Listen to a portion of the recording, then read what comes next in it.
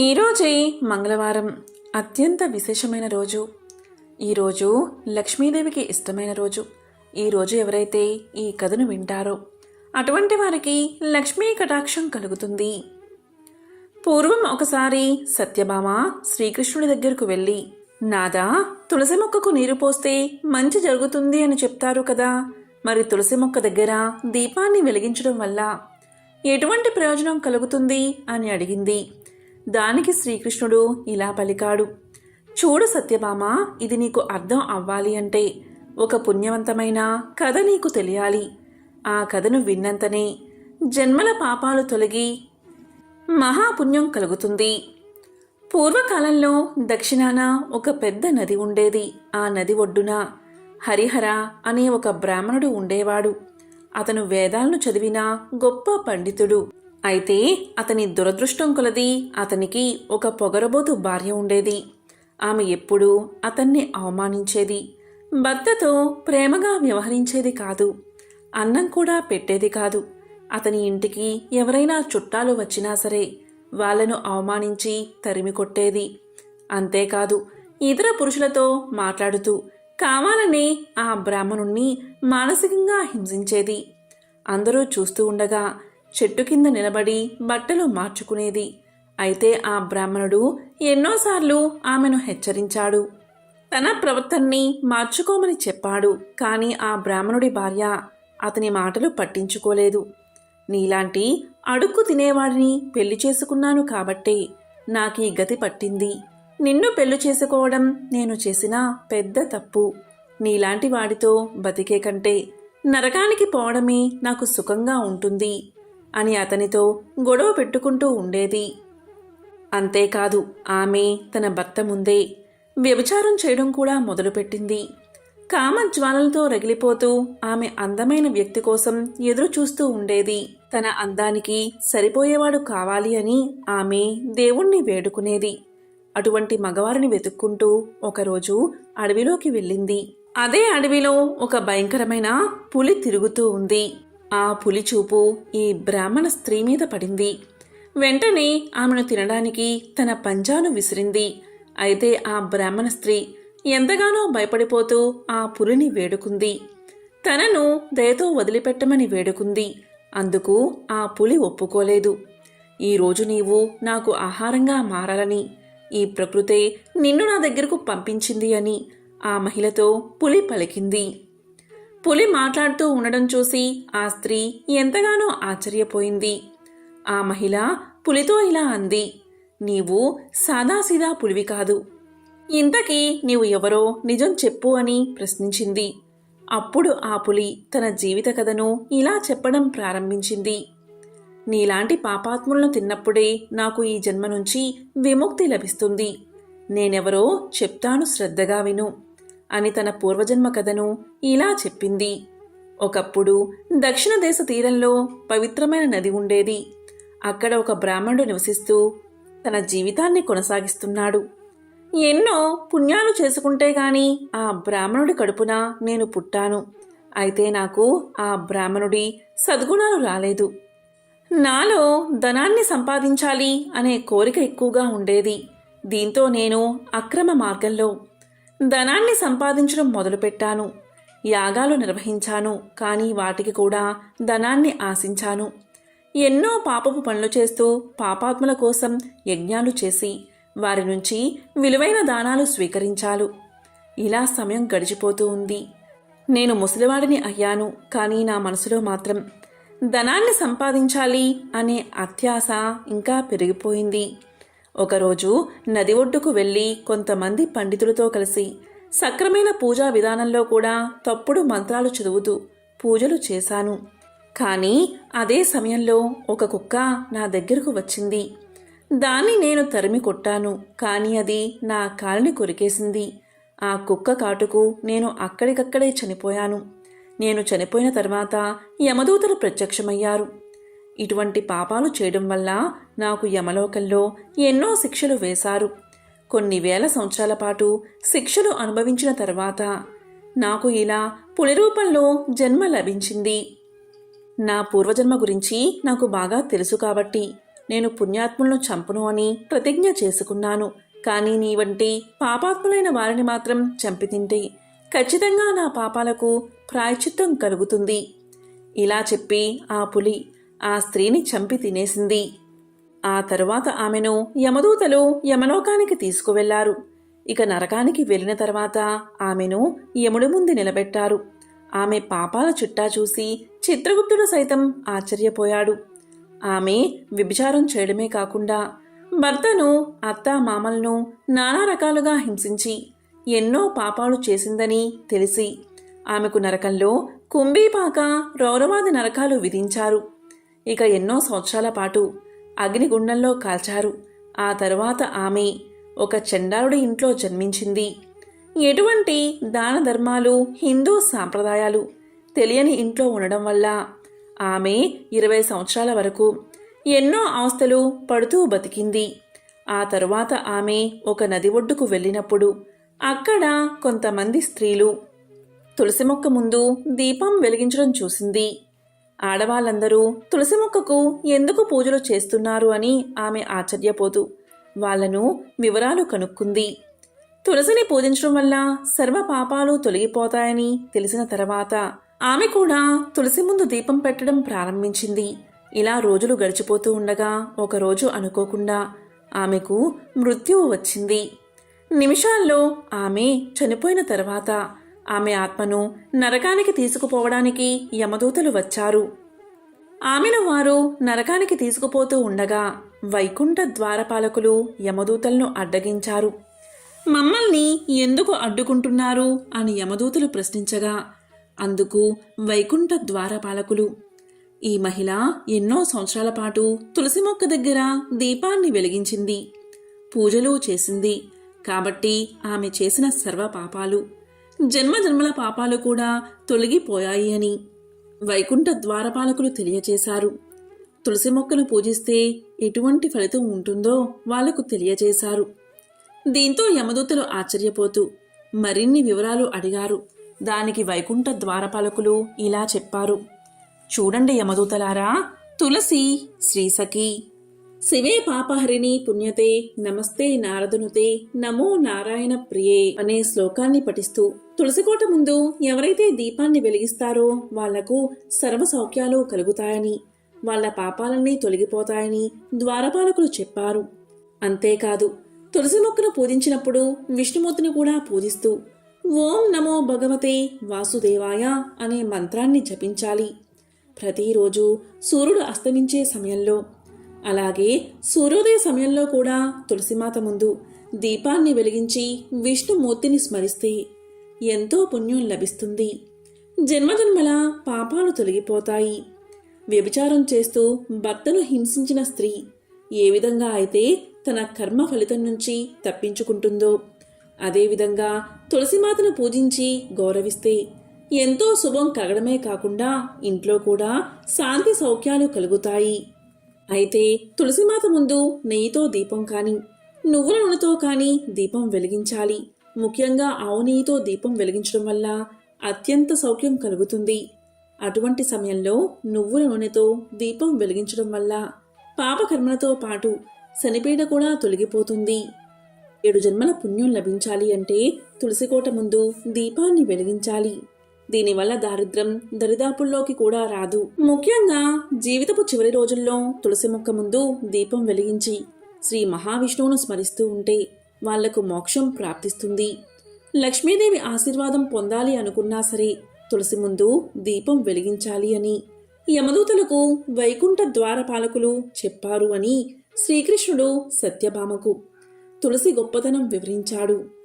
ఎవరైతే ఈ కథను భక్తి శ్రద్ధలతో వింటారో వారింట్లో అన్ని శుభాలే కలుగుతాయి. నారద మహర్షి ఒకసారి వైకుంఠంలో శ్రీమన్నారాయణుని కలిసి శ్రీ మహాలక్ష్మి చరిత్రను వివరించమని కోరాడు. అప్పుడు శ్రీమన్నారాయణుడు ఇలా వివరించాడు. ఓ నారద, శ్రద్ధగా విను. సృష్టికి పూర్వం శ్రీకృష్ణ పరమాత్ముడి వామ భాగం నుంచి లక్ష్మీదేవి అవతరించింది. ప్రకృతిలోని అందాన్నంతా రాసి పోసినట్టుగా ఉన్న ఆమెను 2 రూపాలు ధరించాలని పరమశివుడు ఆదేశించాడు. ఆమె రూపం ద్విరూపం అయింది. అయితే మందస్మిత వదనంతో అలరారుతున్న ఆ 2 రూపాలు అందచందాలలోనూ నడవడిలోనూ ఇలా ఏ కోణం నుంచి చూసినా సరి సమానులై బాసిల్లా సాగాయి. కాగా వీటిలో వామరూపం లక్ష్మీదేవి కాగా దక్షిణ రూపం రాధ. లక్ష్మి విష్ణువును వరించగా రాధ కృష్ణుణ్ణి కోరింది. అప్పుడు కృష్ణుడు ఆలోచించి తానే ద్విరూపుడు అయ్యాడు. దక్షిణాన ద్విభుజునిగాను వామ భాగాన చతుర్భుజుడైన విష్ణువుగా దర్శనమిచ్చాడు. ఆ ప్రకారంగా కృష్ణుడు రాధా మాధవుడు కాగా శ్రీహరి లక్ష్మీపతి అయ్యాడు. సహజంగానే కృష్ణ నారాయణులిద్దరూ అన్నిటా సమానులే కదా. ఇక లక్ష్మియే స్థలం బట్టి నానావిధ రూపాల్లో పూజలు అందుకుంటూ వస్తుంది.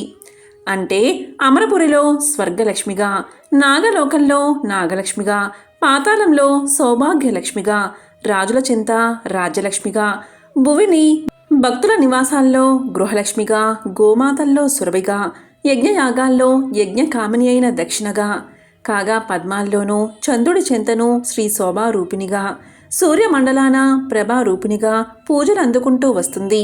శంకరుడి అంశతో జన్మించినప్పటికీ దూర్వాసుడు విష్ణు భక్తుడే. ఒక పర్యాయం ఆయన వైకుంఠంలో శ్రీహరిని దర్శించి ఆయన ప్రేమ ఫలంగా అందుకున్న పారిజాతంతో తిరిగి కైలాసానికి పోతూ ఉండగా మార్గమధ్యలో గమనించిన ఇంద్రుడు దూర్వాసునకు పరివారానికి వందనాలు చేశాడు. చేసిన ఉపచారాలకు సంతోషించిన దూర్వాసుడు తన చెంత ఉన్న పారిజాతాన్ని ఇంద్రుడికి ఇచ్చాడు. కానీ సచీపతి దాన్ని పువ్వే కదా అనుకుని అక్కడే ఏనుగుపై ఉంచాడు. వెంటనే అది ఏటో వెళ్ళిపోయింది. దీంతో కోపగించిన దూర్వాసుడు, అది శ్రీహరి ఇచ్చిన పారిజాతం, నీకింత అహంకారం తగదు. నీ అహంకారం వల్లే అదలా మాయమైంది. క్రమేపీ లక్ష్మి కూడా స్వర్గాన్ని వదిలిపోవుగాక అని శపించాడు. అలాగే జరుగుతూ ఉండడంతో ఇంద్రుడికి కళ్ళు తెరుచుకుని వైరాగ్యం ఆవరించింది. వెంటనే తమ గురువైన బృహస్పతిని చేరి విషయం చెప్పాడు. ఆయన జ్ఞానం బోధిస్తూ వేగిరం ఆ హరినే కలిసి శరణు వేడాలి అన్నాడు. అప్పుడు బృహస్పతి నేతృత్వంలోని ఇంద్రాది దేవతలు ముందుగా బ్రహ్మను కలిశారు. ఆయన సంగతి విని ఇంద్రుణ్ణి మందలించి వారందరినీ తీసుకుని వైకుంఠం చేరుకున్నాడు. అక్కడ విష్ణుమూర్తి వీరిని సాదరంగా ఆహ్వానించి జరిగిన దానిని తాను సవరించలేమని, తాను కూడా అస్వతంత్రుడినే అని చెప్పాడు. లక్ష్మి ఎక్కడెక్కడ నివసిస్తుందో వివరించి తదనుగా కొలిచినప్పుడే తగిన ఫలమని చెప్పాడు. లక్ష్మిని కొద్ది కాలం పాటు క్షీరసాగరంలో వసించాలని నిర్దేశించాడు. ఆ తర్వాత సాగర మదనం. లక్ష్మీ ఆవిర్భావం విష్ణువును వరించడం మనందరికీ తెలిసిందే.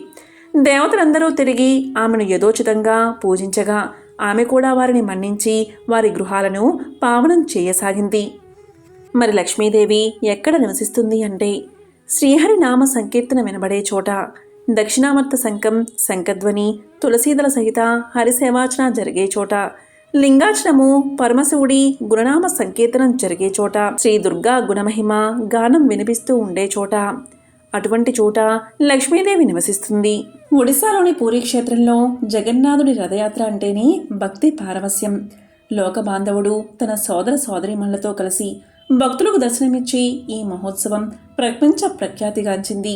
జగన్నాథ స్వామి రథయాత్ర ప్రారంభమైన రోజు గర్భాలయం నుంచి బయటకు వచ్చిన జగన్నాథుడు, బలభద్రుడు, సుభద్రాదేవి రథాలపై అధిరోహించి గుండీచా మందిరం వైపు సాగుతారు. భక్తుల జయ జయ ధ్వానాల మధ్య రథచక్రాల చప్పుడుతో పూరీపురమంతా మారుమోగిపోతుంది.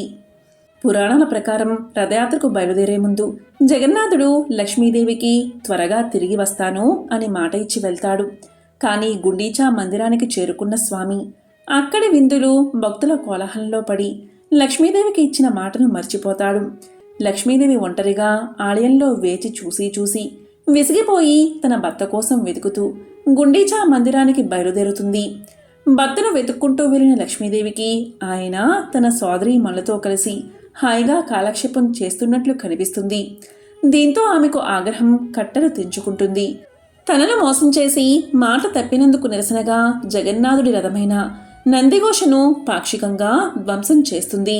భార్య కోపాన్ని చూసిన జగన్నాథుడు చివరకు ఆమెను శాంతింపచేసి తిరిగి వస్తానని భరోసా ఇస్తాడు. ఈ అద్భుతమైన లీలను పూరీలో నేటికి ఎంతో భక్తి శ్రద్ధలతో ప్రదర్శిస్తారు. ఈ కథ కేవలం ఒక పురాణ కథ మాత్రమే కాదు, భార్యాభర్తల మధ్య ఉండే అనుబంధాన్ని, అలుకులను, ప్రేమను ప్రతిబింబించే ఒక మధుర సన్నివేశం. ఈ రోజున లక్ష్మీదేవిని పూజించడం వల్ల కుటుంబంలో సమస్యలు తొలగి సుఖశాంతులు చేకూరతాయని భక్తుల ప్రగాఢ విశ్వాసం. పూర్వకాలంలో కుండినము అనే పట్టణం సింధు దేశంలో ఉండేది.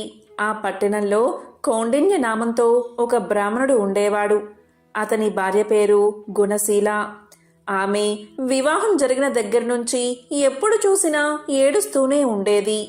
ఆ బ్రాహ్మణ జంటకు కొడుకులు, కూతుళ్ళు, కోడళ్ళు, అల్లుళ్ళు ఉన్నారు. ఆమెకు సకల భోగభాగ్యాలు ఉన్నా కాని ఎప్పుడూ కూడా ఎందుకు ఏడుస్తుందో ఎవరికి అర్థం అయ్యేది కాదు. ఈమె ఏడుపు విని చుట్టుపక్కల వాళ్ళంతా ఎందుకు ఈమె ఇలా ఏడుస్తుంది, ఈమె అరుపులు వింటుంటే దరిద్రానికి సంకేతంగా అనిపిస్తుంది అని తిట్టుకునేవారు. ఈమె ఏడవడానికి ఏదో ఒక వంక చూసుకునేది. పిల్లి చచ్చినా, ఇంట్లో బల్లి చచ్చినా, వీధిలో కుక్క చచ్చినా దాన్ని ఒడిలో పెట్టుకుని ఏడుస్తూనే ఉండేది. కానీ విధి మాత్రం ఈమెకు అనుకూలంగా లేదు. ఇలా ఒకరోజు ఇంట్లో పిల్లి చనిపోతే దాన్ని ఒడిలో పెట్టుకుని ఏడుస్తూ కూర్చుంది.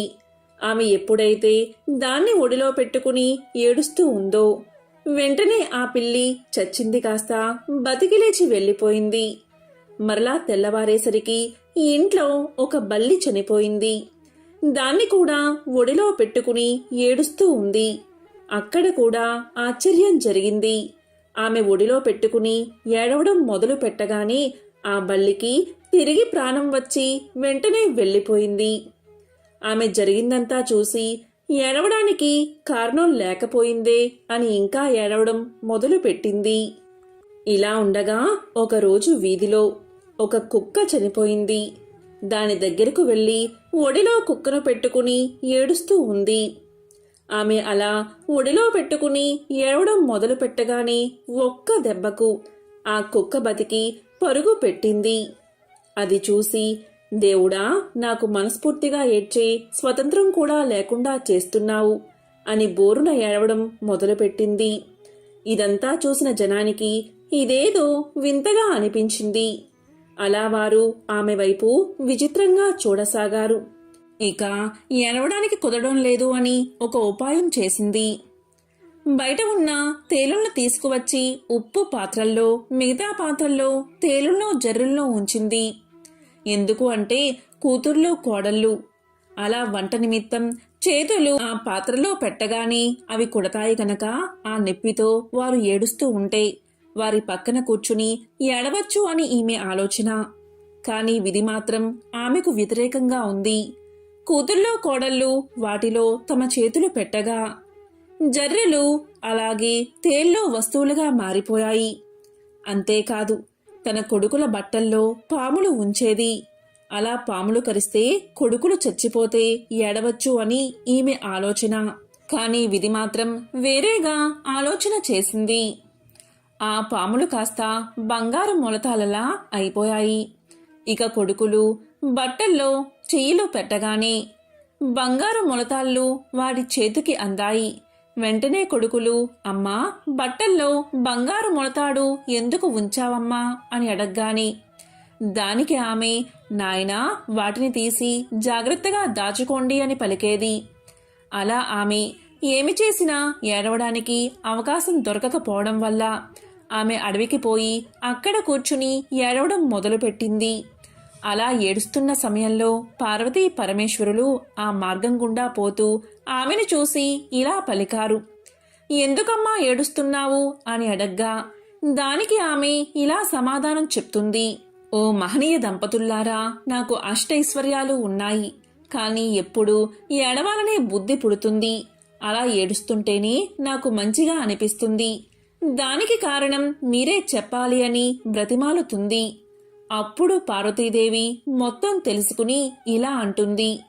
ఓ గుణశీల, పూర్వం నీవు కందాబచ్చలి నోమును నోచావు, కానీ దానికి ఉద్యాపన చేయడం మర్చిపోయావు. అందువల్లే ఈ జన్మలో ఈ గ్రహచారం నీకు పట్టింది. నీవు ఈ నోము నోయడం వల్ల మంచి సంతానం, సర్వభోగాలు కలిగాయి అని పలకగా గుణశీల అమ్మవారిని చూసి, అమ్మా, ఈ నోముకు ఉద్యాపన ఎలా చెయ్యాలో చెప్పమని కోరింది. దానికి అమ్మవారు ఇలా చెప్తుంది. అయితే విను, వెండితో కంద దుంపను చేయించు, బంగారంతో బచ్చలి తీగ చేయించు.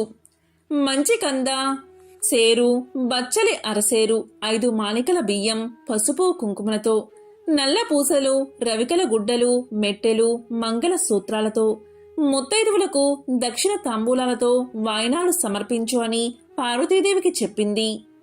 అంతట గుణశీల ఇలా పలుకుతుంది. అయితే తల్లి, నేను వచ్చేంత వరకు ఇక్కడే ఉండమని ప్రార్థించి పరుగు పరుగున ఇంటికి పోయి అన్ని వస్తువులు తీసుకువచ్చి పార్వతీ అమ్మవారికి సమర్పించి ఉద్యాపన చేసింది. ఇక పార్వతీ అమ్మవారు నిండు హృదయంతో ఆమెకు ఆశీస్సులు అందించారు. అంతతో అమ్మవారు అంతర్ధానమయ్యారు. ఇక గుణశీల ఇంటికి వచ్చి జరిగిందంతా ఇంట్లో వారికి చెప్పేసరికి అందరూ ఆశ్చర్యపోయారు. 4 జాతుల వారు కుల భేదం లేకుండా ఈ వ్రతాన్ని ఆచరిస్తే సమస్త దుఃఖాలు తొలగిపోతాయని ఆమె చెప్పింది. దాంతో అందరూ కందాబచ్చలి వ్రతాన్ని ఆచరించి సర్వదుఃఖాలను పోగొట్టుకుని సుఖంగా జీవించారు. ఈ వ్రత కథను ఎవరైతే వింటారో వారికి సమస్త దుఃఖాలు తొలగిపోయి సకల శుభాలు కలుగుతాయి. పూర్వం గండకీ నదీ తీరాన ఉన్న సిరిపురం రాజ్యాన్ని వేరసేన మహారాజు జనారంజకంగా పరిపాలిస్తూ ఉండేవాడు. పాడి పంటలతో సుఖ సంతోషాలతో ప్రజలు ఆనందంగా జీవిస్తూ ఉండేవారు. ఈ వీరసేన మహారాజుకు వేట అంటే మిక్కిలి మక్కువ.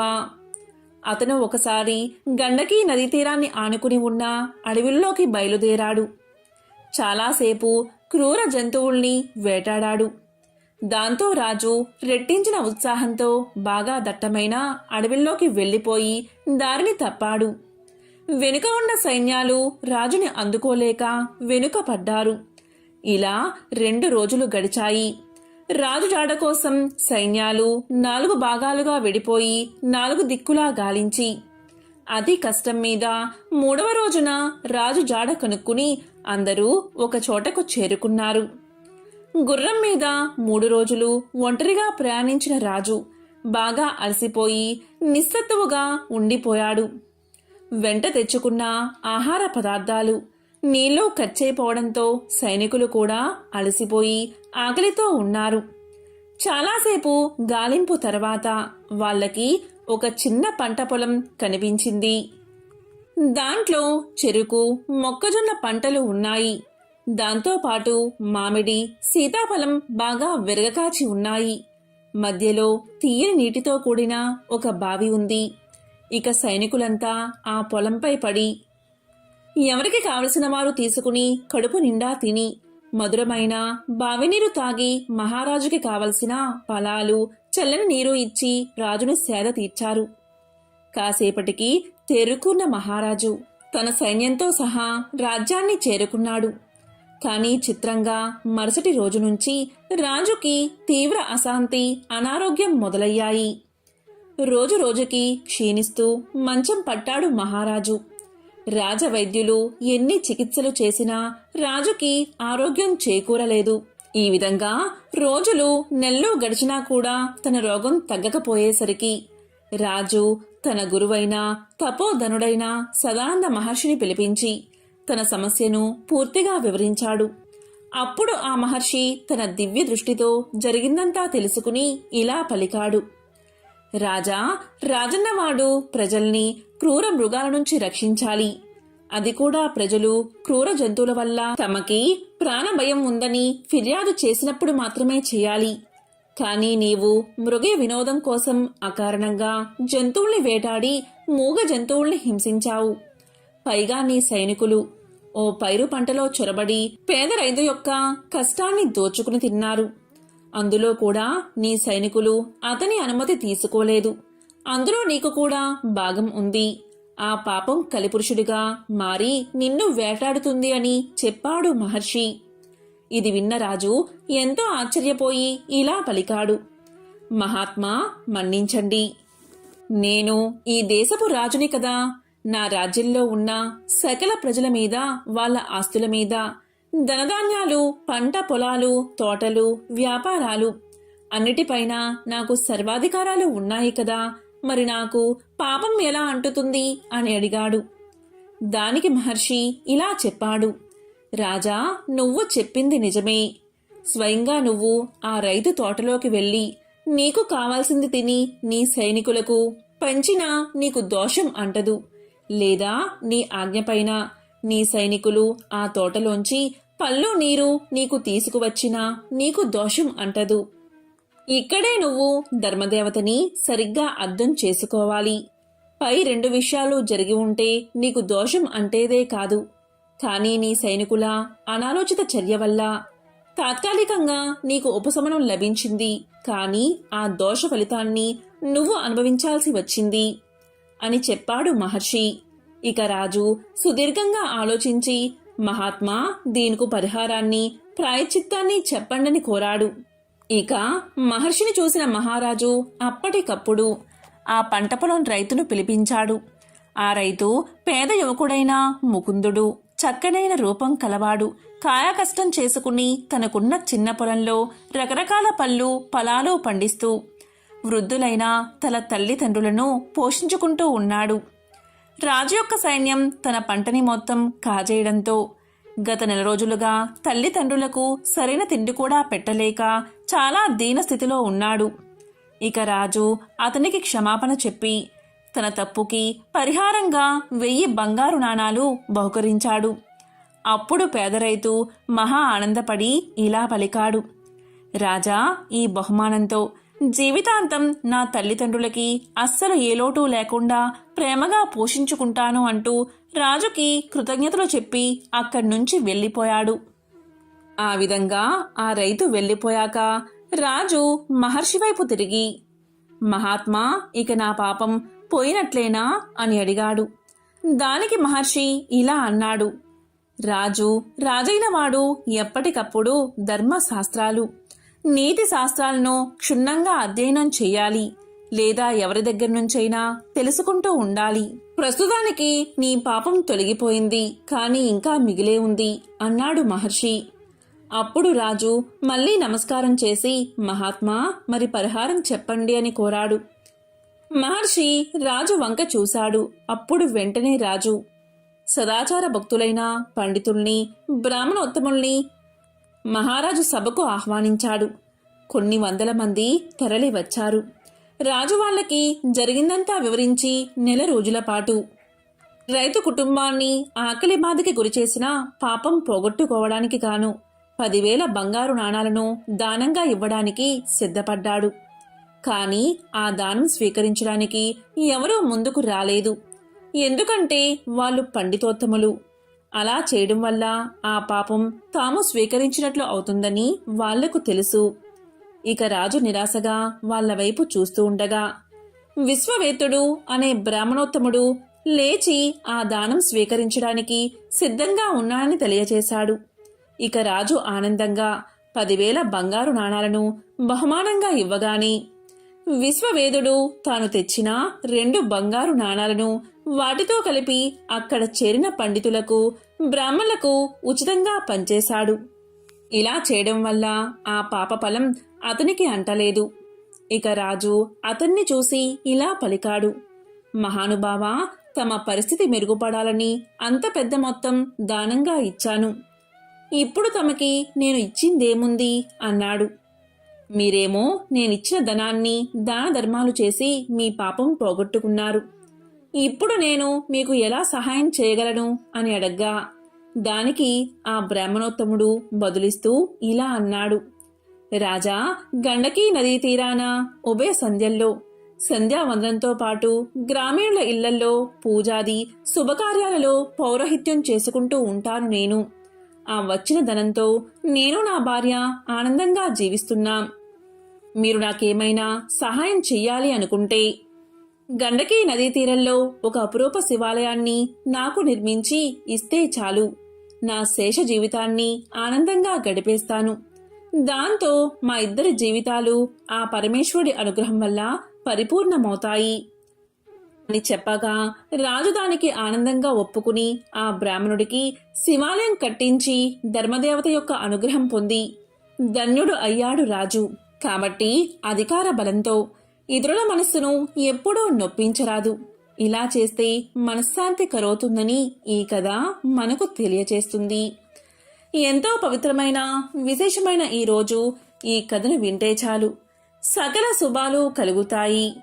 ఒక బ్రాహ్మణుడికి 5 కొడుకులు ఉన్నారు. వారికి పెళ్లిళ్లు జరిగి భార్యతో హాయిగా కాపురం చేసుకుంటున్నారు. వారిలో 5వ కోడలు కరుల్లా గౌరీనోము పట్టింది. ఆమె సూర్యుణ్ణి ఆరాధిస్తూ అత్త సొమ్ము అక్కర్లేదు, మామ సొమ్ము అక్కర్లేదు, పుత్రి సొమ్మొద్దు, పురుషుని సొమ్ము అసలే వద్దు, నా సొమ్ము నాకిమ్ము అని పలికేది. రోజు ఈ విధంగా అండం విన్న అత్తా మామలు, బావ మరదళ్ళు, తోడి కోడళ్ళు భర్తకు ఆమెపై కోపం వచ్చింది. అందరూ కలిసి ఒకరోజు ఆమె నిద్రపోతూ ఉండగా మంచంతో సహా ఆమెను అడవిలో విడిచి వచ్చారు. ఆమె నిద్ర లేచింది. భయపడక ఆమె అక్కడే స్నానం చేసి సూర్యదేవుణ్ణి ప్రార్థిస్తూ ఉండగా దోసిట రత్నాలు పడ్డాయి.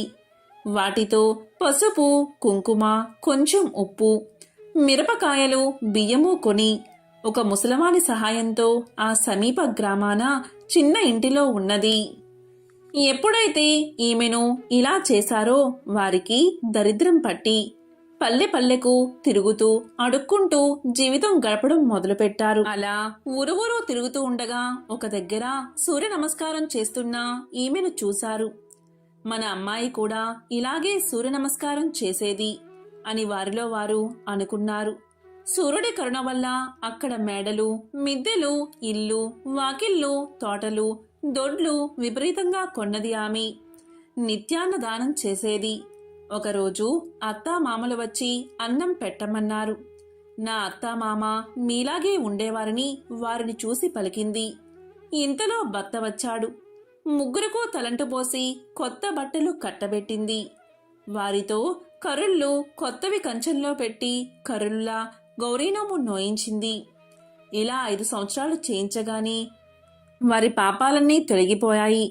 దాంతో వారు కోడలతో సహా ఎంతో ఆనందంగా జీవనం సాగించారు. ఎంతో పవిత్రమైన విశేషమైన ఈ కథను విన్నవారికి సకల శుభాలు కలుగుతాయి. మంగళవారం సందర్భంగా లక్ష్మీదేవికి సంబంధించిన ఒక విశిష్టమైన కథను ఇప్పుడు ఈ వీడియోలో తెలుసుకుందాం. పూర్వం అవంతి నగరంలో ధర్మయ్య, శ్యామల అనే దంపతులు ఉండేవారు. ధర్మయ్య వడ్రంగి పని చేసుకుంటూ జీవితం గడిపేవాడు. ఆ దంపతులకు 3 కుమార్తెలు.